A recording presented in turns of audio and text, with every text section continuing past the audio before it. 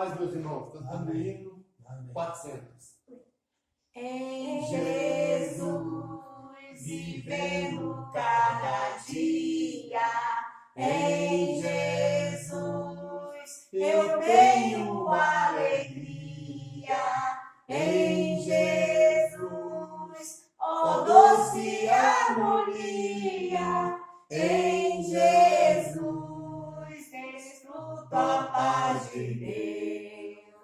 Em Jesus, na rocha inabalável. Em Jesus, no homem comparável.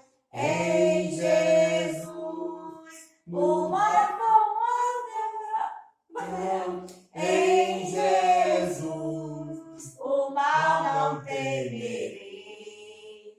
Em Jesus, a graça é infinita. Em Jesus, ó bênção inaudita. Em Jesus, minha alma é bendita. Em Jesus, eu tenho salvação. Em Jesus, não temo o mal e a morte.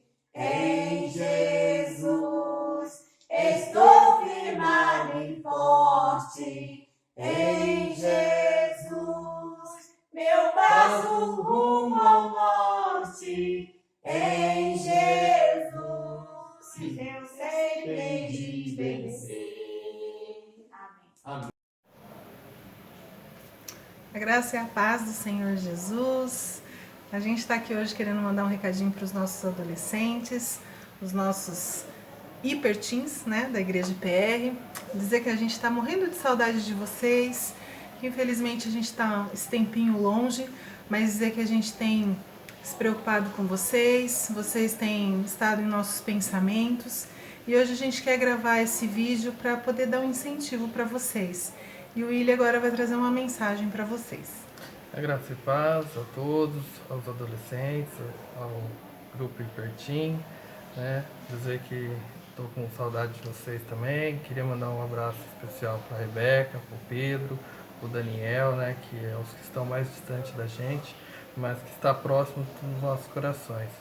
Creio que nós estamos orando por vocês também e eu queria estar deixando uma mensagem para vocês que servirá também para todos os que estarão ouvindo, né? A palavra de Deus ela é bem eficaz no ensino, né? Então eu gostaria de deixar uns versículos para vocês, né? Que se encontra aqui em João 4, a partir do 28, depois eu gostaria de ler a partir do 40 também. Quanto a mulher deixou o seu cântaro, foi à cidade e disse àqueles homens: Vinde comigo e vede um homem que me disse tudo quanto tenho feito. Será este porventura o Cristo? Saíram, pois, da cidade e vieram ter com ele. O 40.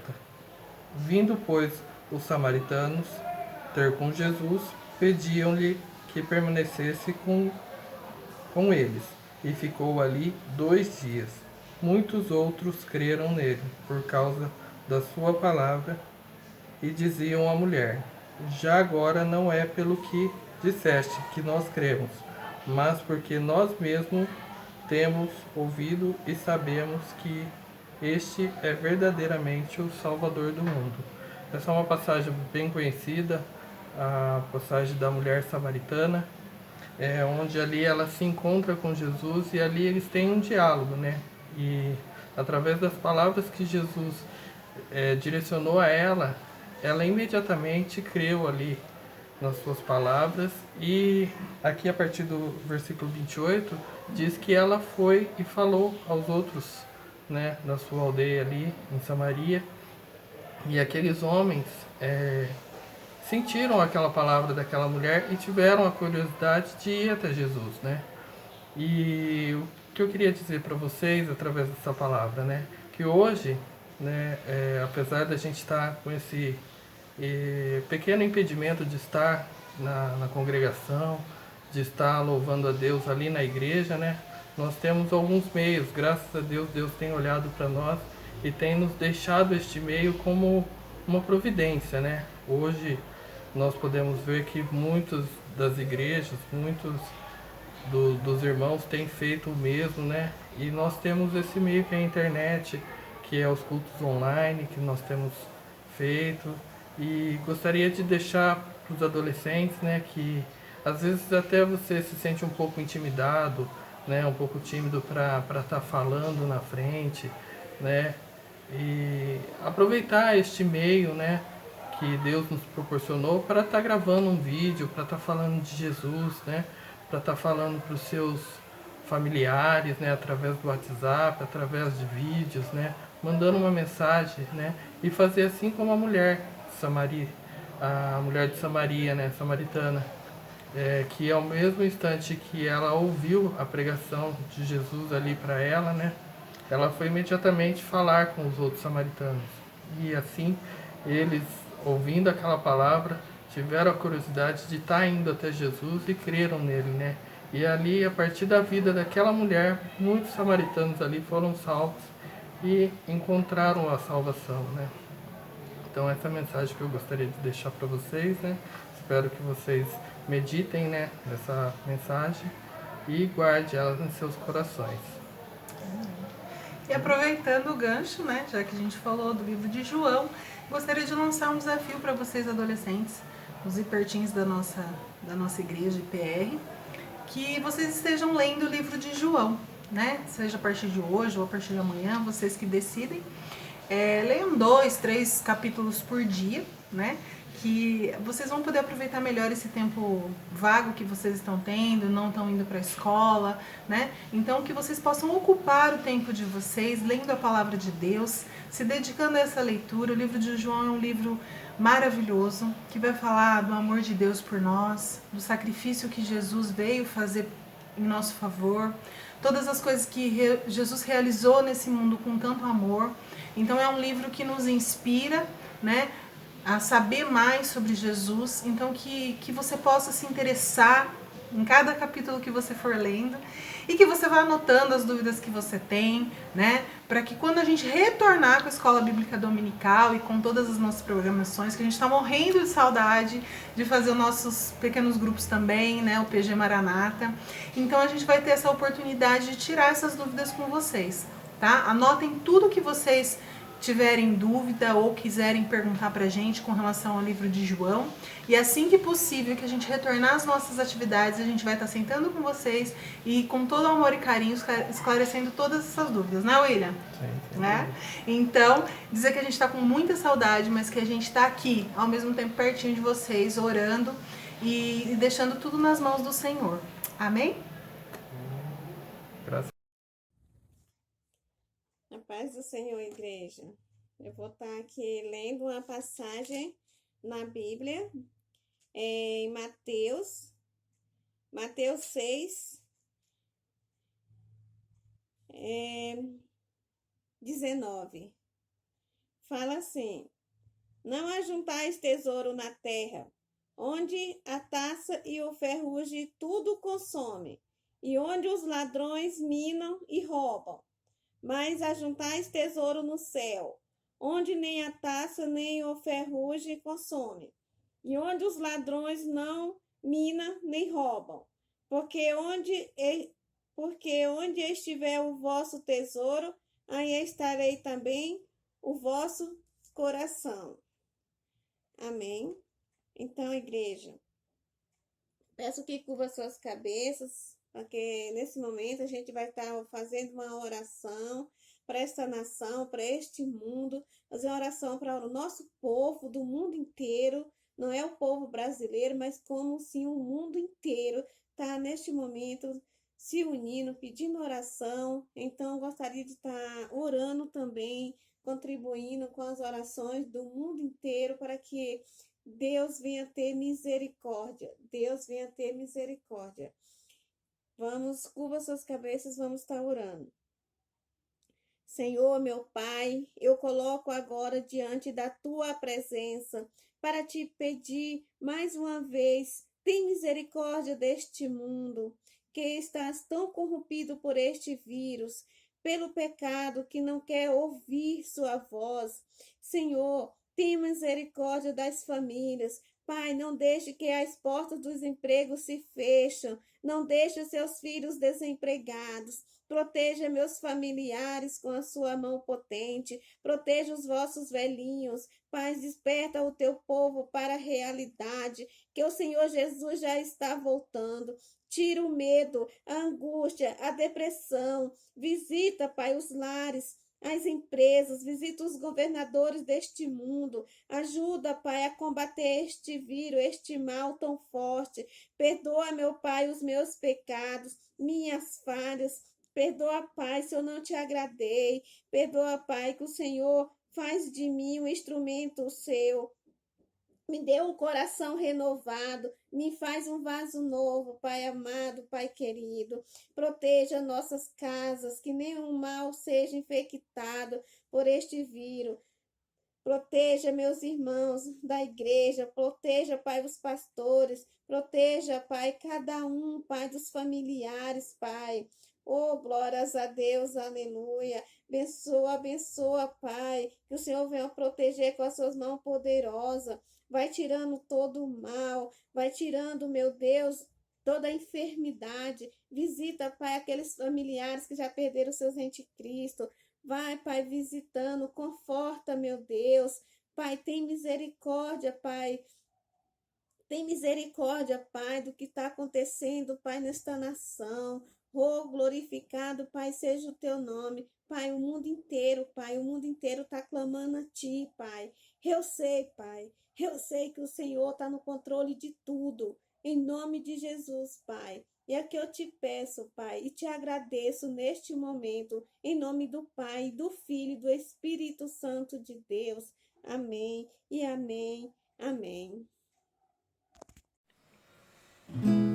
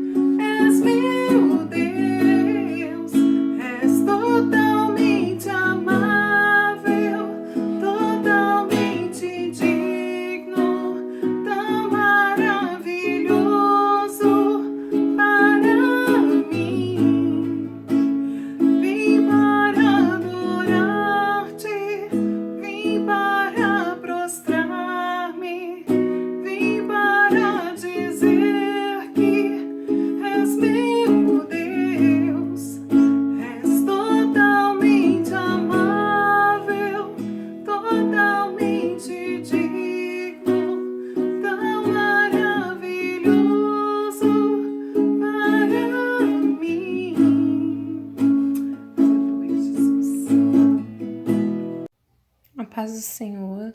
Estou passando aqui para deixar uma mensagem que se encontra lá em 2 Coríntios, capítulo 5, no versículos 6 e 7, que diz assim: Temos, portanto, sempre bom ânimo, sabendo que enquanto no corpo estamos ausentes do Senhor, visto que andamos por fé e não pelo que vemos. Essa palavra tem falado comigo desde ontem, que possa falar com vocês também, para que a gente venha andar por fé e não pelas circunstâncias, não por aquilo que estão diante dos nossos olhos, como nós temos visto tantas tragédias, tantas coisas ruins acontecendo ao mesmo tempo, mas que nós temos que olhar para um Deus que pode todas as coisas. A palavra de Deus nos diz que para o homem pode ser impossível, mas que para Deus nada é impossível. E se a gente olhar pela fé, se a gente começar a ver as coisas pela fé, grandes coisas o Senhor fará por nós no nome de Jesus. Então, pessoal, meditem nessa palavra, coloquem essa palavra no coração de vocês, na mente. Eu sei que muitos de nós têm passado por aflições, mas a gente precisa crer no Senhor, que Ele está no controle de todas as coisas e que tudo é de conforme a vontade dEle, o controle é dEle e que a gente precisa andar sempre pela fé, caminhar na fé, porque a fé, mesmo se ela for como o tamanho de um grão de mostarda, ela mesmo assim, ela é eficaz para mover o coração de Deus. Então meditem nessa palavra e creiam, porque afinal Jesus está conosco, Ele está olhando por cada um de nós e Ele se agrada quando nós inclinamos o nosso coração a Ele. Deus abençoe cada um de vocês no nome de Jesus. Amém.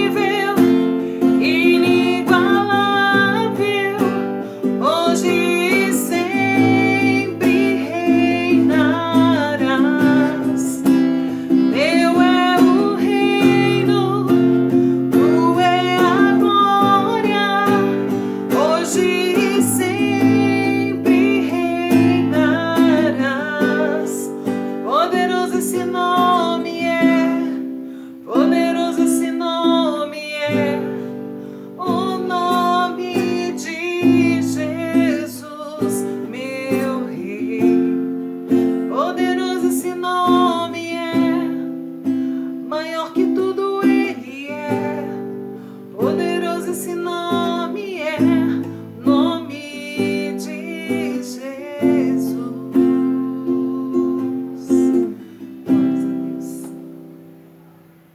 Olá, graça e paz, tudo bem? Como é que você está? Espero que esteja tudo tranquilo.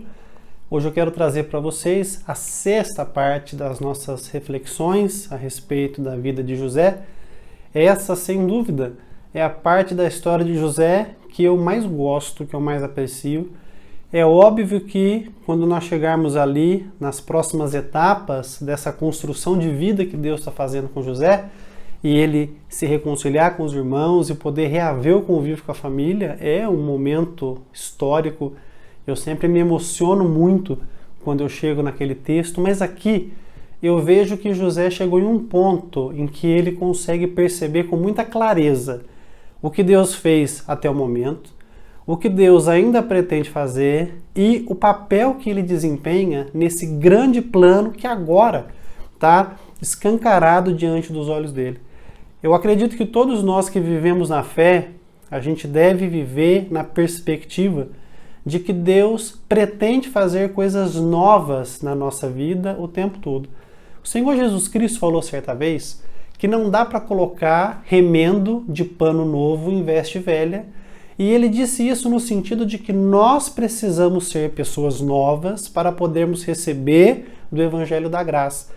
Dessa forma, se nós cultivarmos uma mentalidade antiga, mesquinha, tacanha, ainda aprisionada com as coisas antigas, dificilmente o Evangelho vai frutificar na nossa vida com todo o seu poder, com toda a sua graça. Por isso, nós precisamos, com a graça de Deus, sermos pessoas novas para podermos viver o novo que Deus tem preparado para nós. E José, nesse texto bíblico, ele começa a viver o novo de Deus, a concretização daquele plano eterno que Deus tinha com ele desde antes da fundação do mundo e que agora é escancarado aos olhos dele. Eu anotei aqui nesse texto, que é de Gênesis capítulo 41, a partir do momento que José é nomeado por Faraó governador de Egito, pelo menos 5 aspectos em que o novo de Deus se concretiza na vida de José. Quem assistiu à mensagem anterior se lembra que eu disse que eu precisava tratar do encontro de José com Faraó em 2 momentos, em 2 perspectivas. A primeira, analisar os pontos da história. E nesse segundo momento, observar a forma como Deus deixou nas atitudes de Faraó e na forma como José se posiciona com aquilo que ele recebe, uma revelação ao seu coração, para que você entenda exatamente o que Deus quer fazer com todos aqueles que se abrem para receber o novo que ele tem nos dado através do Evangelho, através da Boa Nova de Salvação. Enquanto eu discorro do que está acontecendo com José, eu quero que você pense no que o Evangelho fez na sua vida e depois eu quero mostrar para você como esses eventos de alguma forma nos rememoram do grande plano de Deus que nos foi revelado na vida, na morte e na ressurreição de Jesus, e como José, de certa forma, nos faz enxergar além dele o Cristo Salvador e aquilo que ele fez para nos salvar, para nos resgatar do nosso estado de condenação. Primeira coisa nova que acontece aqui com José é uma nova posição. Até esse momento, José ele estava vivendo como um escravo e prisioneiro no Egito. A sua situação era a mais deplorável possível. A sua história rememorava contos assim de grande terror, de grande pavor, porque o menino que tinha todos os privilégios na sua casa, chegar a ser escravo numa nação estranha e terminar numa prisão egípcia que certamente era o pior lugar que alguém poderia estar naquele tempo da história humana, a gente pensar que esse menino agora, num piscar de olhos, se tornou governador, é algo extraordinário, é algo tremendo. Mas quando José entrega a revelação do sonho para Faraó, a sua interpretação, ele então entende que naquele moço está o Espírito de Deus, e ele então não consegue enxergar no reino outra pessoa tão capaz de administrar aquele momento de crise que não seja José. Então o faraó declara: você agora vai ser governador. Eu estou dando para você uma nova posição dentro desse reino. Você agora só vai estar abaixo de mim. Quando Deus faz isso, ele nos mostra que a graça de Deus foi dada para nós, para que nós tenhamos uma nova posição na presença dele. Deus sempre faz essas mudanças conosco. Isso fica claro no Evangelho, porque a finalidade do Evangelho não é mudar a nossa condição social, mas mudar a nossa posição perante Deus. Então José, de escravo, se tornou governador, e quando nós colocamos a nossa confiança no Salvador Jesus, nós passamos de escravos do pecado para servos da justiça, de pecadores para filhos de Deus perdoados, de condenados para salvos. Deus tem uma posição nova para você.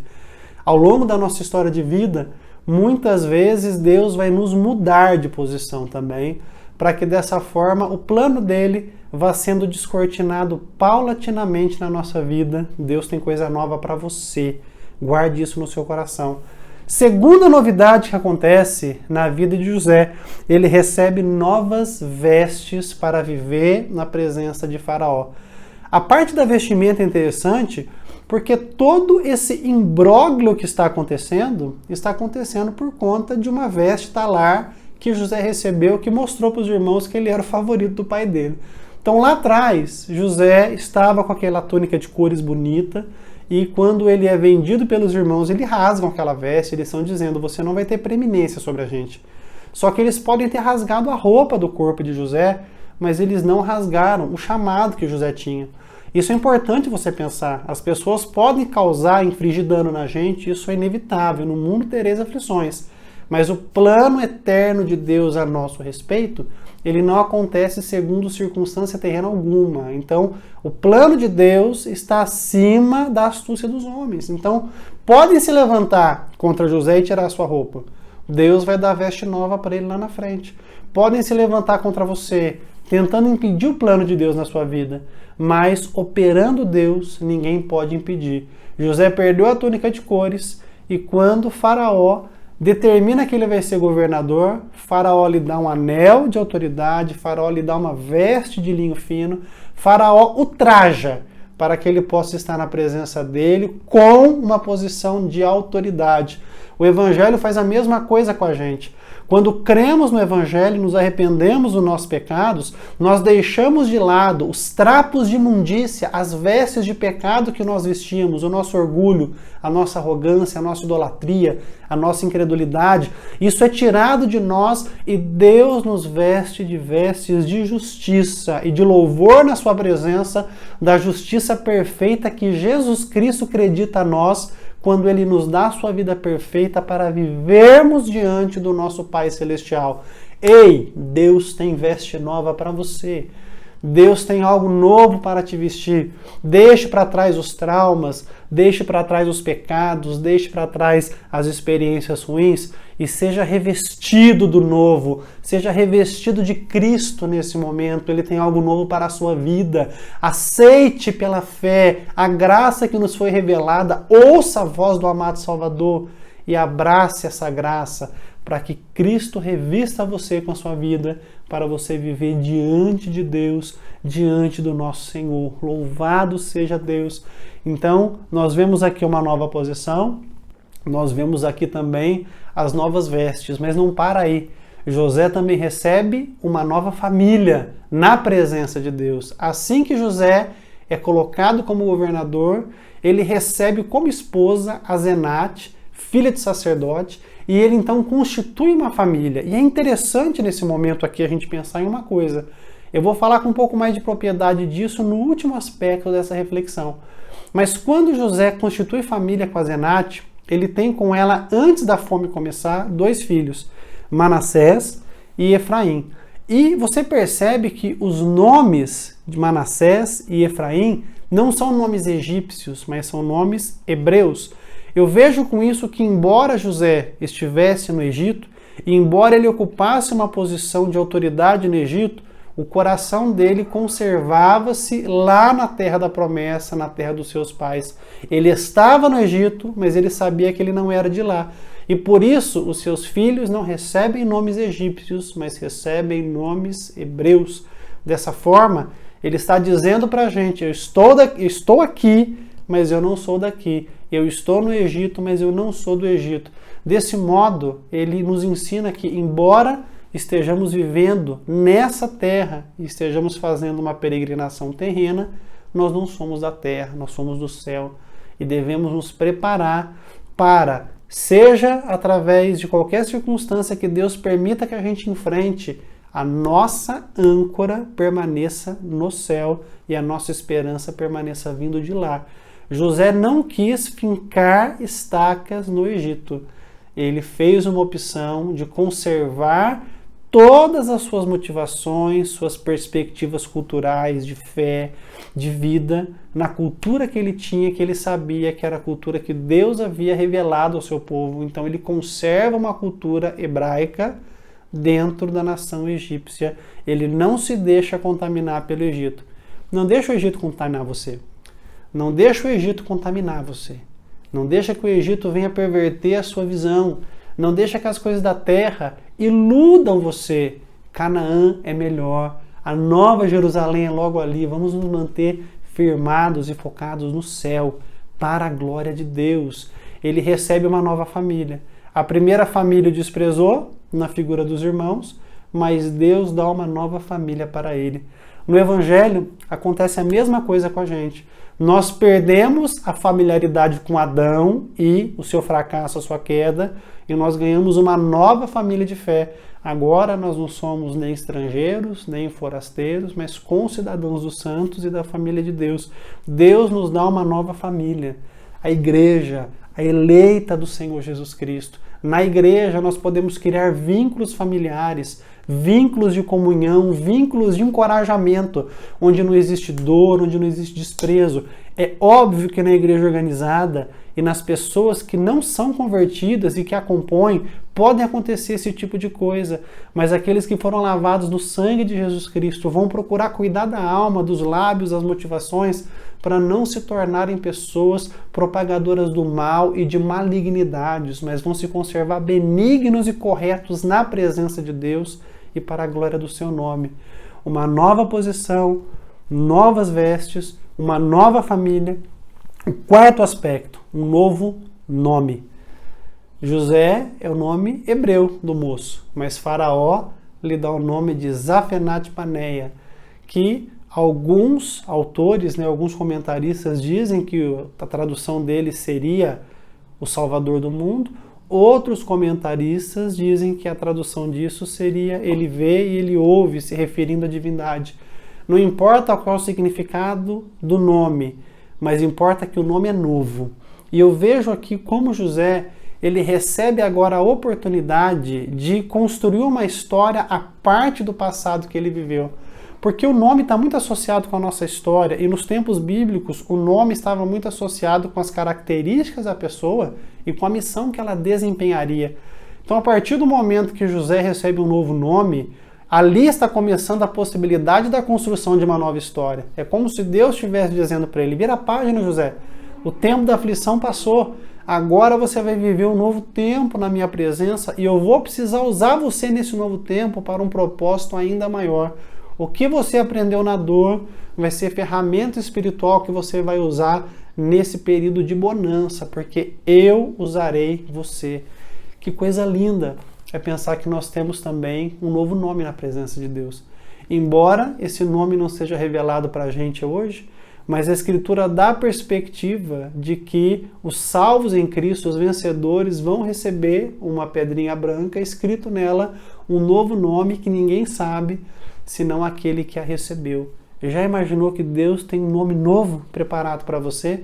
Nós estamos vivendo um tempo de aflição na face da terra, de perspectivas assim tão ruins e tão complicadas. Nós olhamos para o futuro com tão pouca esperança, mas Deus tem preparado para a gente um novo nome na presença dele. E eu quero encorajar você nesse momento a entender que que Deus também está nos dando, através do Evangelho, através de Cristo, a possibilidade de virarmos as costas para o passado e tê-lo apenas como um aprendizado e um embasamento para melhores escolhas que nós podemos fazer agora e perceber que aquilo que está diante de nós pode ser muito maior e muito melhor, porque pode ser vivido com fé naquele Deus que vive, naquele Deus que reina, naquele Deus que faz todas as coisas. Que nesse momento você seja encorajado pela perspectiva de que o que passou, passou. E o que está diante dos seus olhos é uma nova história que Deus está escrevendo para você. É a nova possibilidade que Ele te dá de que você olhe para o passado como passou e olhe para o futuro com coragem, com ousadia, com intrepidez. Tem coisa boa diante de nós. Vamos olhar para frente em nome de Jesus Cristo. Por fim, eu vejo também que José recebe de Deus uma nova perspectiva. Você se lembra que eu falei que ele teve 2 filhos, Manassés e Efraim?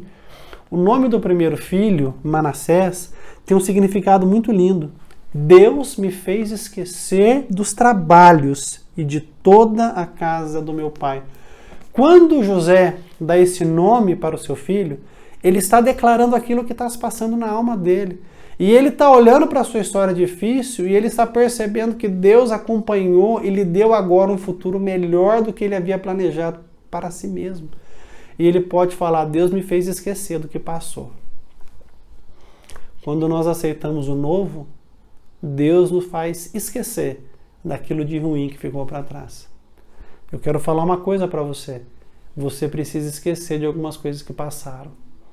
Você precisa esquecer de algumas coisas que ficaram para trás. Você precisa deixar que Manassés se concretize na sua vida.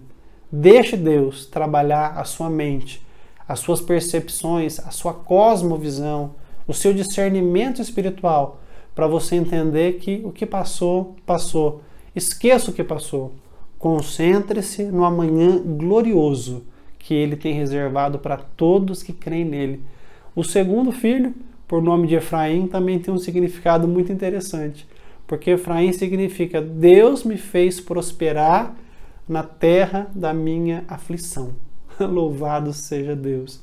Eu penso que nos 13 anos de sofrimento e de escassez que José passou, deve ter sido extremamente surpreendente para ele estar ali no palácio com o faraó e de repente ver a fartura que ele tinha à disposição dele. Eu não quero com isso trazer essa mensagem para uma linha de teologia da prosperidade, viu? Espero que vocês entendam a forma como eu estou trabalhando isso aqui. Eu não quero dizer que vai chegar uma hora que você vai ter fartura, que tudo vai dar certo. Não é esse o evangelho que eu prego. Mas eu percebo que José conseguiu entender que todo aquele sofrimento tornou ele o homem que ele era.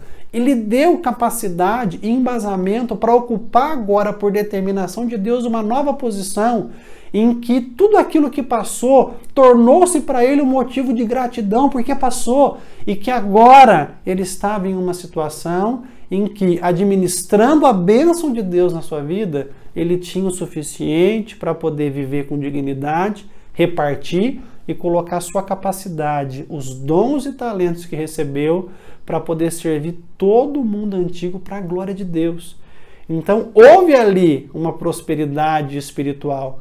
Ele não foi vencido pelas dores, ele não foi vencido pela traição, ele não foi vencido pelas calúnias, ele não foi vencido pelo demérito, ele não foi vencido pelo descrédito, ele não foi vencido pela prisão, ele não foi vencido pela escravidão, porque Deus estava com ele. Querido irmão, você não vai ser vencido pelas calúnias que você sofreu. Você não vai ser vencido pelos tropeços que você teve. Você não vai ser vencido pelas traições que você sofreu. Você não vai ser vencido pelas falhas morais que você teve. Você não vai ser vencido pelas batalhas que você travou e que você quase perdeu.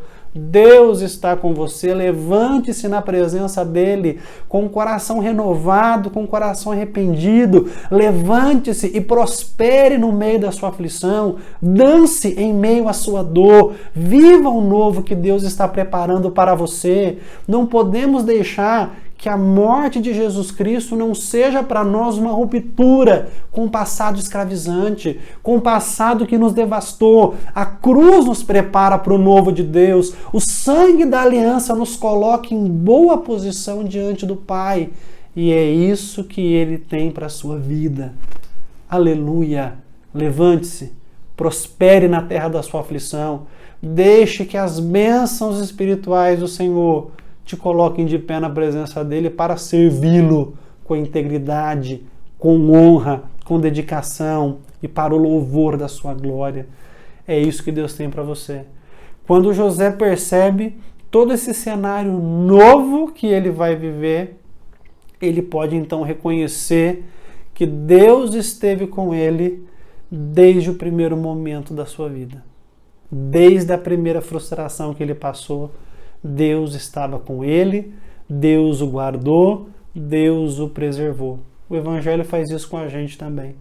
O Evangelho nos faz nos esquecermos do que ficou para trás, porque o sangue de Cristo renova a nossa consciência para uma vida nova na presença de Deus.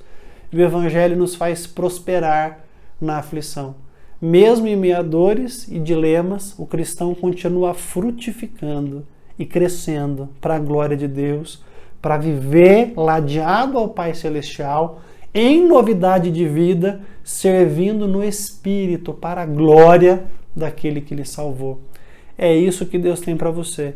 Por 7 anos agora, José vai viver o melhor momento de sua vida, administrando o Egito, administrando as reservas da nação, cuidando do povo, vivendo, sem dúvida nenhuma, um período de maior prosperidade de sua vida. Mas tudo isso é apenas uma preparação para os dias terríveis em que ele viveria e que ele precisaria ser voz de Deus, voz de lucidez, voz de sensatez para preservar todo o mundo antigo. Aproveite a bonança e saiba que depois da bonança vem a provação. Viva cada período que Deus te prepara debaixo da graça e da orientação dele. E certamente o novo de Deus vai chegar em você. Que ele te abençoe em nome de Jesus.